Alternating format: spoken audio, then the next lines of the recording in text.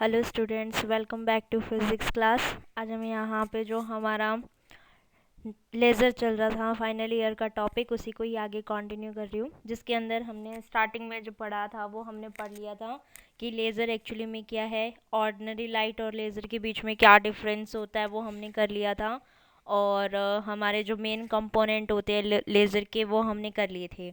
आज हमारे पास आता है कि प्रॉपर्टी क्या है लेज़र की। ठीक है स्टूडेंट्स, जिन्होंने भी मेरा चैनल सब्सक्राइब नहीं किया, मेरा चैनल सब्सक्राइब कर दें और आगे शेयर भी करें जो भी आपके सेकेंड ईयर फाइनल ईयर के स्टूडेंट्स हैं उनके साथ, ताकि जो भी ये मैं वीडियो अपलोड कर रही हूँ उनको सबको हेल्प हो जाए इससे।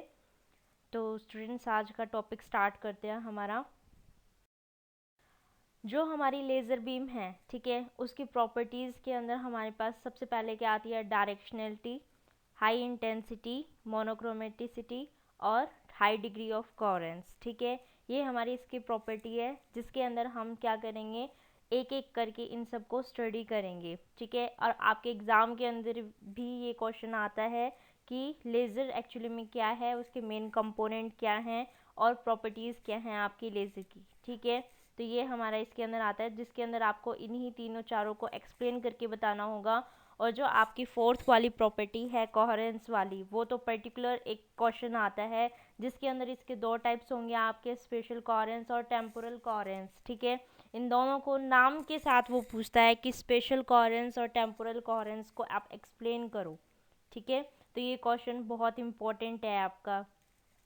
तो इसके अंदर आता है हमारा डायरेक्शनलिटी। ठीक है, डायरेक्शनलिटी के अंदर हमें पता है कि हमारी जो लेज़र बीम है, ठीक है, वो हाई डायरेक्शनलिटी की होती है। क्यों? वो इसलिए होती है क्योंकि जब हमने कल पढ़ा था तो उस फिगर के अंदर भी हमने ये देखा था कि जो ऑर्डिनरी लैंप होता है हमारा, उसकी जो लाइट होती है वो तो हर जगह स्प्रेड होती है, जैसे हमारी टॉर्च है। ठीक है, लेकिन जो लेज़र बीम है वो कैसे जा रही थी, उसकी लाइट पैरेलली जा रही थी। जहाँ तक हम उसको देख रहे थे वहाँ तक पूरी की पूरी सारी पैरेलल जा रही थी, तो जितनी भी रेडिएशन उसके अंदर निकल रही थी वो सारी की सारी सेम फ्रीक्वेंसी और सेम फेज के अंदर थी। लेकिन जब हमने ऑर्डिनरी लैंप की यानी कि टॉर्च के बारे में बात करी थी, वो हमारी किसके अंदर थी, अलग अलग रेडिएशन के अंदर, अलग अलग फेज के अंदर हमारे पास जा रही थी वहाँ पे। ठीक है, तो इसका मतलब क्या हुआ कि लेज़र जो है वो जितनी भी रेडिएशन एमिट कर रहा है वो कितने उसमें करता था, एक डायरेक्शन में कर रहा था। तो इसीलिए हम लेज़र को क्या बोलते हैं, हाई डायरेक्शनल बोलते हैं। ठीक है, जो लेज़र है हमारा, डायरेक्शनलिटी जो लेज़र बीम की है वो एक्सप्रेस की जाती है आपकी फुल एंगल बीम डाइवर्जेंस की फॉर्म टर्म के अंदर। ठीक है, और इसके अंदर जो आपका एंगल है, ठीक है, वो इस जो एक्सिस के साथ है उसके आउटर एज है उसके ट्वाइस की उसमें होता है। अब ये बात है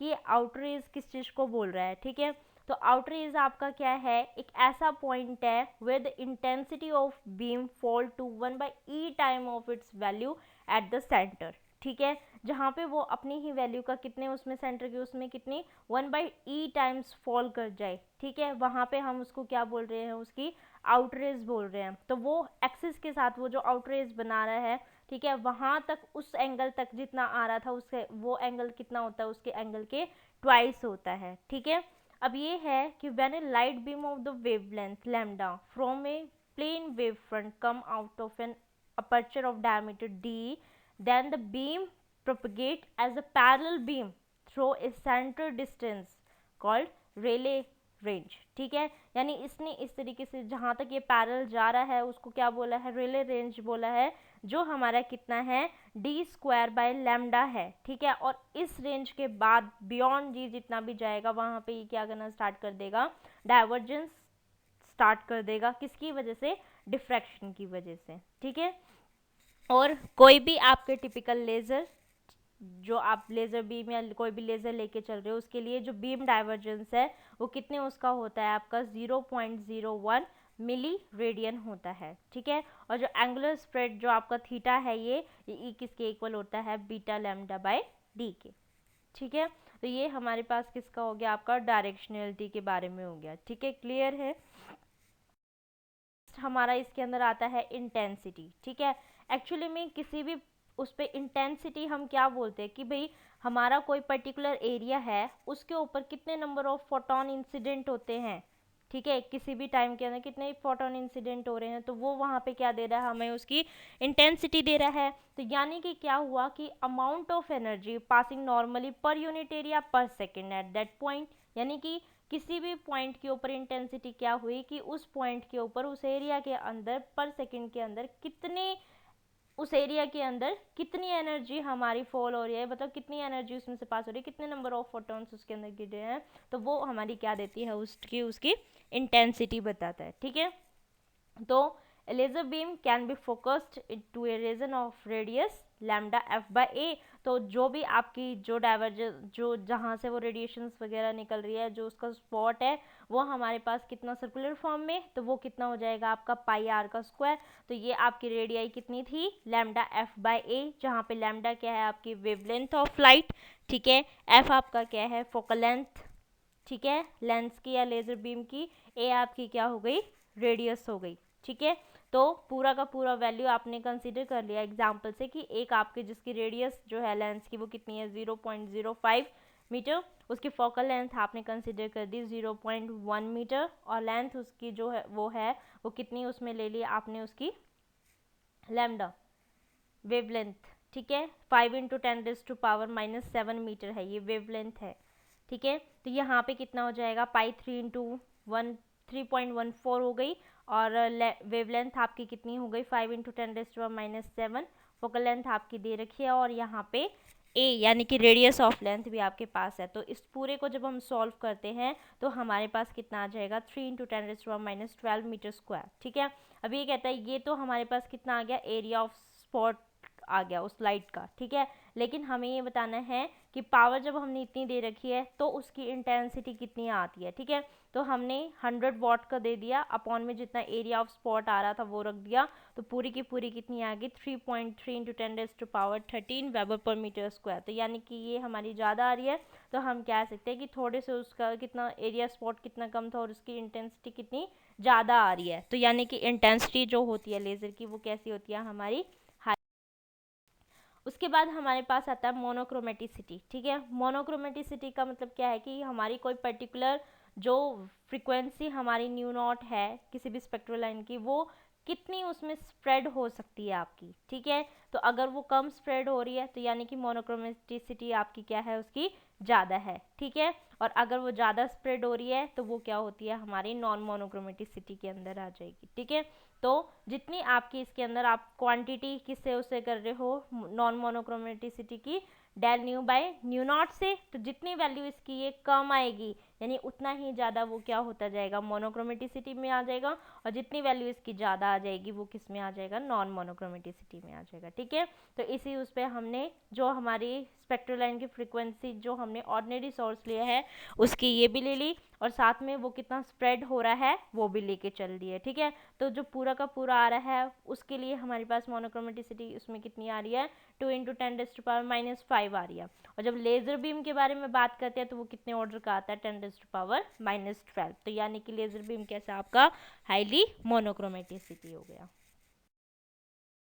अंदर आता है कोहेरेंस। ठीक है, कोहेरेंस हम हर चीज़ में पढ़ रहे हैं, जब हमने इंटरफेरेंस पैटर्न पढ़ा था तब भी डायफ्रेक्शन वगैरह के उसमें भी मतलब ये आता ही है वर्ड। ठीक है, और लेज़र के अंदर भी अब हमारा आया था कोहेरेंस। तो कोहेरेंस क्या है हमारा, दो पॉइंट्स को हम कोहेरेंस कब बोलेंगे, वो तब बोलेंगे उन फोटोन्स उसको जब हमारे पास वो किसके अंदर हों, सेम फ्रिक्वेंसी सेम फेज के अंदर हूँ, तभी हम उसको क्या बोलेंगे कि वो दो पॉइंट कैसे हमारे कोहेरेंस है। ठीक है, अब ये कोहेरेंस जो है हमारे पास ये दो टाइप का होता है हमारा, एक तो हमारा होता है स्पेशल कोहेरेंस और एक होता है टेम्पोरल कोहेरेंस। ठीक है, एक्चुअली में ये जो कोहेरेंस है आपका वो किसके ऊपर है, हमारा स्पेस और टाइम्स के बेस पे है।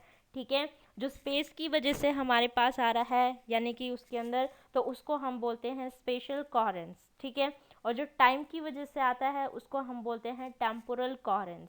ठीक है, तो इन्हीं दोनों को, ये बहुत इंपॉर्टेंट है दोनों टॉपिक, एक तो आपका स्पेशल कोहेरेंस और एक आपका टेम्पोरल कोहेरेंस, क्योंकि एग्जाम में ये दोनों ही अलग से पूछे जाते हैं। ठीक है, तो फर्स्ट हमारे पास आता है स्पेशल कोहेरेंस, तो यानी कि जो किसकी वजह से है, स्पेस की वजह से है। ठीक है, स्पेस के उसमें हम बता रहे हैं उसको बोलते हैं। ठीक है, इसका एक और नाम भी है जिसको हम बोलते हैं लेटरल कोहेरेंस भी। ठीक है, तो special coherence is the phase relationship between the radiation field at the different point in the space. तो आपका स्पेस के अंदर जो हमारे फेज रिलेशनशिप वगैरह दिखा रहा है तो उस पॉइंट को उसको क्या बोलते हैं, कोहेरेंस, फेज स्पेशल कोहेरेंस बोलते हैं। ठीक है, ये पूरा का पूरा अच्छे से आपका किसके उससे हेल्प से एक्सप्लेन किया गया है, यंग डबल स्लिट एक्सपेरिमेंट की हेल्प से किया गया है। ठीक है, इसके लिए हमने क्या किया, एक सोर्स ले लिया, ठीक है, एस, और यहाँ पे एक कार्डबोर्ड ले लिया जिसके अंदर आप यहाँ पे 2 पिन होल भी बोल सकते हो या फिर कह सकते हो कि आपने 2 स्लिट लगा रखी हैं। ठीक है, तो उन 2 स्लिट के अंदर से हमारे पास एक ये S1 हमारे लाइट आ रही है यहाँ से, और एक हमारे पास यहाँ से S2 आ रही है, और इन दोनों के बीच का जो डिफरेंस है वो हमारे पास कितना है, Y हो गया। तो यहाँ से जो लाइट आ रही है वो, और जो S2 में से लाइट आ रही है वो दोनों आपस में क्या करेंगे, इंटरफेयर करेंगे, और वहाँ से क्या दिखाएंगे, अपना इंटरफेरेंस पैटर्न दिखाएंगे। ठीक है, तो लेकिन हमें ये बताना है स्पेशल डिफरेंस क्या है, कोहेरेंस हमारा क्या है, जो मैक्सिमम डिस्टेंस दिखाएगा, यानी S1 और S2 आपका कब वो Y मैक्सिमम दिखाएगा, किस इंटरफेरेंस के लिए भाई, जो हमें चाहिए भाई कि सारे के सारे फेज उसमें हो, पर्टिकुलर एक उसमें लाइट आए, तो उसके लिए हमें क्या चाहिए, Y मैक्सिमम ऑब्टेन करना है। ठीक है, तो उसको करने के लिए अब क्या काम किया गया, ठीक है, उसको करने के लिए हमने क्या ये कह दिया कि ये जो हमने सोर्स लिया है, ठीक है, एस लिया था ना, और यहाँ पे 2 स्लिट लगा रखी थी S1 और S2, तो ये कह रहा है ये जो सोर्स आप लेके चल रहे हो ना, ये एक पॉइंट सोर्स नहीं है, ये पर्टिकुलर किसी विड्थ की है, ठीक है, जिसके अंदर बहुत सारे पॉइंट्स होंगे जिनसे लाइट आ रही है आपकी। ठीक है, तो ये कह रहा है कि ये जो आ रही है आपने जो हर उसके अंदर वो बना रखा है ए विड्थ की, तो उसमें से हर एक पॉइंट जिसमें से लाइट आएगी आपकी, वो हमेशा किस एंगल के उससे होएगा, हमारा स्प्रेड आउट लैम्डा बाय ए से होएगा। ठीक है, तो इंटरफेरेंस पैटर्न जो कोहेरेंस के उसमें हमें चाहिए, तो उसके लिए कितना हो जाएगा, जो एंगल हमारा S1 और S2 के बीच में बनेगा वो लेस देन लैम्डा बाय ए हो जाएगा। और फिगर से जो S और S1 S2 हमने बनाए थे जिनके बीच का Y डिफरेंस है, तो यहाँ से देखें तो एंगल जो आपका S1 S2 है वो किसके इक्वल हो जाएगा, Y बाई डी के। अब ये इसके इक्वल है, लेकिन कंडीशन जो कोहेरेंस की उसमें चाहिए वो हमेशा क्या होना चाहिए, लेस देन लैम्डा बाई ए, तो यानी कि ये इसके इक्वल है, ठीक है, और ये इससे लेस देन है, तो यानी कि y बाई डी भी क्या हो जाएगा आपका, less than lambda by A, और y क्या हो जाएगा, less than lambda D by A हो जाएगा। जहाँ पे अगर हम a बाई थीटा को, a बाई डी को थीटा मान लें, तो ये हमारे पास कितना हो जाएगा, y is less than lambda by theta, यानी कि जो लिमिटिंग वैल्यू है, यानी कि लास्ट तक ये जहाँ पे जा रहा है y मैक्सिमम, वो आपका किसके इक्वल हो जाएगा, लैम्डा बाई थीटा के। ठीक है, और ये जो y मैक्सिमम है आपका वो क्या है, आपका स्पेशल कोहेरेंस लेंथ। ठीक है, अब हमारे पास क्या आता है, टेम्पोरल कोहेरेंस। ठीक है, तो टेम्पोरल कोहेरेंस नाम से है कि जो हमें किसकी उसमें आ रहा है, हमारा टाइम के बेस पे बता रहा है कुछ ना कुछ। ठीक है, तो वो हमारे पास कौन सा हो जाएगा, टेम्पोरल कोहेरेंस हो जाएगा। तो इसकी डेफिनेशन देखिए, if a definite phase difference between 2 point maintained over A special time which result in interference effect, then there is said to be temporal coherence for that period of time। ठीक है, और इसके अंदर हम क्या लेके चल रहे हैं, एक सिनुसॉइडल वेव जो पर्टिकुलर टाइम के अंदर अपना वही फेज उसके अंदर दिखा रहा है कांस्टेंट एम्पलीट्यूड के साथ। ठीक है, तो ये हम उससे भी दिख रहा है आपको। ठीक है, तो ये कहता है कि जितने टाइम इंटरवल के अंदर, average time interval during which the field remains sinusoidal, ठीक है, यानी कि जब तक वो साइन वेव्स के उसमें आती है हमारे पास, तो डेफिनेट फेज के अंदर है, ठीक है, तो उसको हम क्या बोलते हैं, उतने टाइम को हम क्या बोलते हैं, कोहेरेंस टाइम। ठीक है, और जितना उसने डिस्टेंस ट्रेवल किया उसको क्या बोलते हैं हम, टॉसी कोहेरेंस लेंथ। ठीक है, अब हमें क्या निकालना है, इसका विड्थ वगैरह और कोहेरेंस लेंथ निकालनी है। अब हमें पता है speed is equal to distance upon time. ठीक है, हमें पता है टाइम को हम किससे डिनोट कर रहे हैं, टीसी से डिनोट कर रहे हैं, टॉसी से डिनोट कर रहे हैं। ठीक है, और डिस्टेंस को हम किससे डिनोट कर रहे हैं, आपके एलसी से डिनोट कर रहे हैं। तो पूरी की पूरी आपकी स्पीड जो है वो किसके इक्वल हो गई, एस स्पीड हो गई सी। ठीक है, और डी आपका लेंथ हो गया, और टी हमारा टाइम टॉसी हो गया।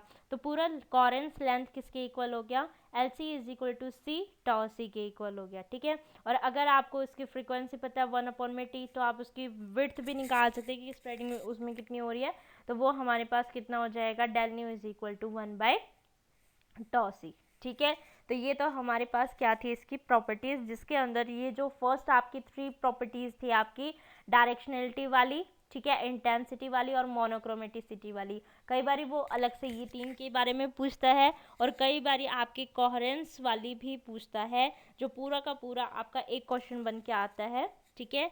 तो उसके अंदर वो किसको पूछेगा, स्पेशल कोहेरेंस और टेम्पोरल कोहेरेंस के अंदर, ठीक है। Thank you for watching this video. Students जिन्होंने भी चैनल सब्सक्राइब नहीं किया वो चैनल भी सब्सक्राइब कर दें और स्टूडेंट्स हैं उनके साथ भी इसको शेयर करें। Thank you.